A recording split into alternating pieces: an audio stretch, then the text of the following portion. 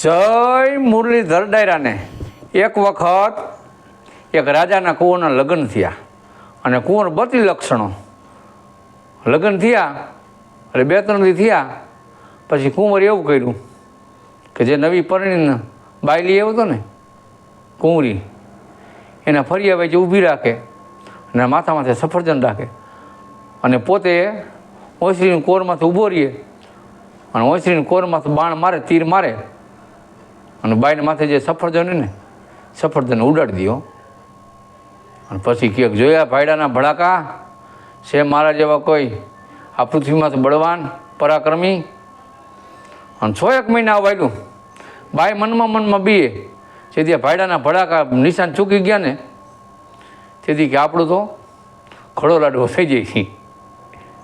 6 મહિના પછી એના માવતરે પિયર આંટો દેવા ગયા એ બેન નવા પૈણીને આવ્યા હતી એ કુંવરી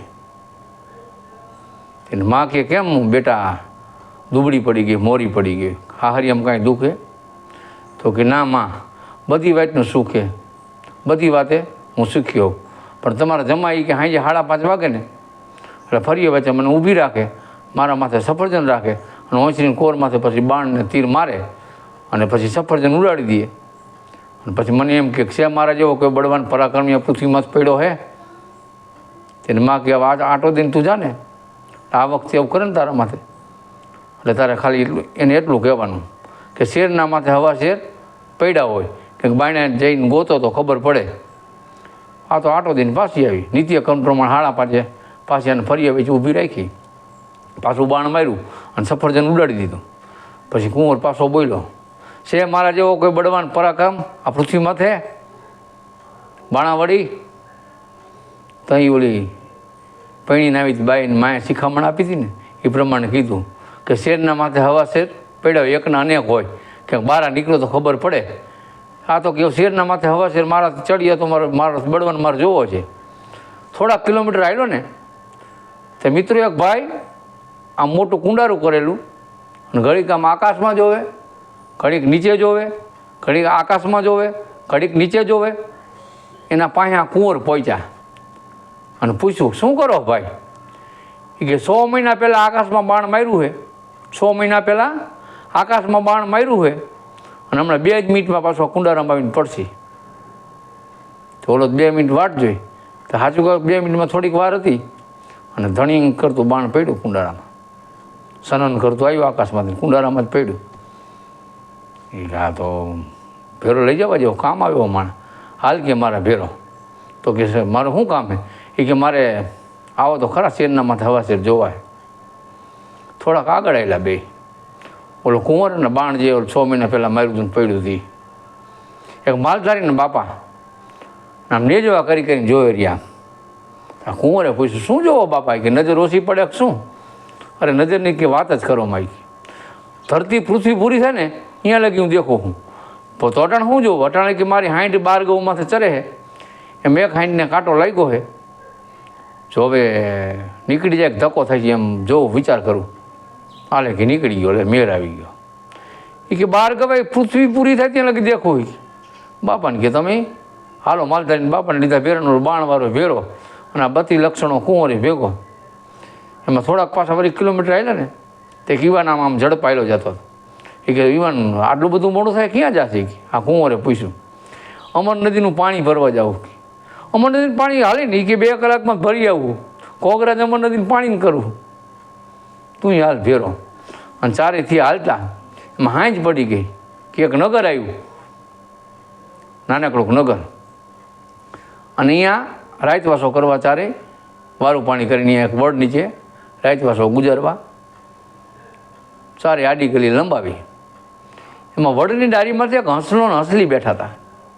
એમાં હંસલાને કીધું કે સાંભળું તો કે શું બોલો ને તો કે આપણા નગરના જે રાજા રહ્યા ને એના શરીરે કોટ નીકળો અને આ કોટ કોઈ મટાડી દે ને તો રાજા એનું અડધું રાજ આપે અને એને કુંવરીના હારે પૈણાવે.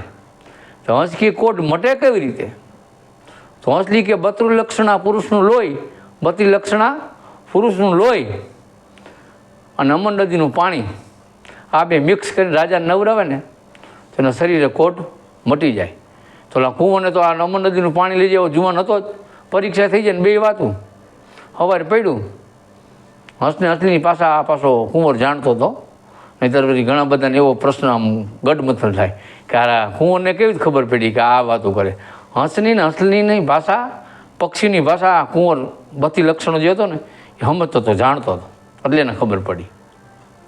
ઓર્ડર કર્યો સવારમાં, હાલો નર્મદ નદીનું પાણી ભરી આવો. આ જુવાન દોઈ પડો, પણ આપણે નથી કહેતા પરીક્ષા હોય તો આપણે થોડીક તૈયારી કરી વધારે. આ 2 કલાકમાં પાછો આવતો એને બલે અડધી કલાકમાં પાછો આવતો હતો. સારો વડનું ઝાડ આવ્યું ને, આને એમ કે લાવ કલાક નીંદર કરી લો તોય મારી અડધી કલાક વધશે. તો આને નીંદર ચડી ગઈ, તો સમય ક્યાં જતો રહ્યો ખબર ન પડી. 2 કલાક થઈ, 3 કલાક થઈ, 4 કલાક થઈ. પછી ઓલા માલધારીને બાપાને કીધું, બાપા નજર તો મારો કે આપણો જુવાન કેટલે પહોંચ્યો છે. અને મારા બાપાએ આમ નેજવું ચડાવ્યું એ કે જુવાન નર્મદ નદીનું પાણી ભરીને આવે પાછો, વડ નીચે સૂતો છે, આને નીંદર આવી ગઈ છે અને વડમાંથી એક નાગ હેઠો ઉતરે છે. અને એ જો આપણા યુવાનને કહેશે ને તો આપણું પાણી પોકશે નહીં અને આ રાજા હાજા નહીં થાય. તો બાણ મારવા વાળાને કે બાણ માર. તો ઓલો હું એમ ક્યાં દેખું? તો બાપાને કે તમે નાગ આમ આંગળી આમ ચીંધો અને આ જુવાન બાણ મારે. અને બાપાએ આમ આંગળી નાગ હામી ચીંધી બરોબર. અને હું આને જે બાણાવાળી હતો ને 6 મહિના પછી બાણ જે કુંડાના પડ્યું હતું ને એને સ્નાન કરતું બાણ માર્યું અને નાગના પડકે આમ સેજ લાગ્યું પૂછડા પાસે અને નાગ ધડીને પેડો હેઠે. આમ નાગને કંઈ ઈજા ન થઈ, આમ બાજુમાં પૂછડા પાર થળમાં નાગ ધડીને હેઠા પડ્યા. અને ઓલા જુવાનની નીંદર ઉડી કે મારે પાણી પહોંચાડવાનું. ખાયો કે પાછો આવ્યો ને ટાઈમે પાણી પહોંચી ગયું. અને એ પછી અમર નદીનું પાણી અને બધી લક્ષણો પોતે હતો. રાજા નવરાવ્યા એ પાણીથી, રાજા થઈ ગઈ હાજા. અને કુંવરી પરણાવી આ રાજાના કુંવરે લઈ લીધી અને અડધું રાજુલા તણીને આપી દીધું.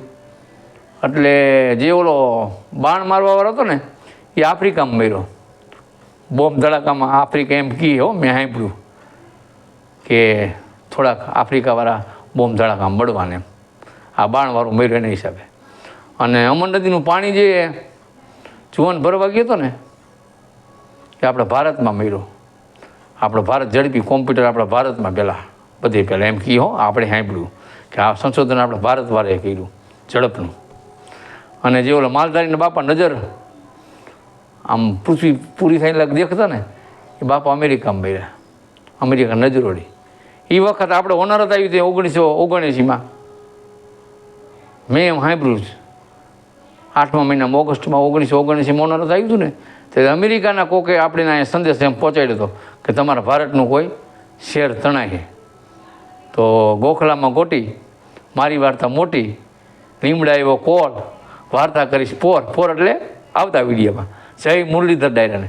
મારા વિડીયો જો તમને ગમતા હોય તો મારી ફેસબુક આઈડી અમુ બાહિર 965 ફોલો કરો, લાઇક કરો, શેર કરો અને સબસ્ક્રાઈબ કરો. ઇન્સ્ટાગ્રામે પણ 965 અમુ બાહિર, યુટ્યુબ ચેનલ 5115 અમુ બાહિર ને સબસ્ક્રાઈબ કરો, લાઇક કરો અને કોમેન્ટ કરો. જય મુરલીધર. આવા અવારનવાર વિડીયો તમને મળતા રહેશે. જય મુરલીધર ડાયરાને.